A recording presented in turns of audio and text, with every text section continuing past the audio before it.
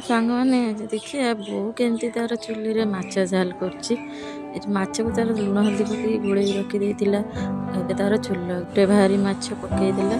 ଏଇ ମାଛ ଭଲ କି ଭାଜି ହେଇଗଲା ପରେ ଗୋଟେ ଜାଗାକୁ ବାହାର କରିଦେଲା। ଆଉ ଯେଉଁ ମାଛ ଥିଲା ତାକୁ ସବୁ ପକେଇକି ଭାଜିଲା। ସବୁ ମାଛ ଜାଗାକୁ ବାହାର କରିଦେଲା। ଆଉ ଚାଲନ୍ତୁ ଦେଖିବା ସାଙ୍ଗମାନେ। ତେଲ ଦେଲା, ପିଆଜ ପକେଇଲା, କିଛି କଟା ଟମାଟର ପକେଇଲା, ଟିକେ ଅଦା ରସୁଣ ପେଷ୍ଟ ପକେଇଲା, ଟିକେ ଲୁଣ, ହଳଦୀ ଗୁଣ୍ଡ ଆଉ ଲଙ୍କା ଗୁଣ୍ଡ, କାଶ୍ମୀର ପାଉଡର ପକେଇ ତାକୁ ଭଲ ଭାବରେ କଷିଲା। ମସଲା କଷି ହେଇଗଲା ପରେ ସେଥିରେ ପାଣି ଦେଇଦେଲା।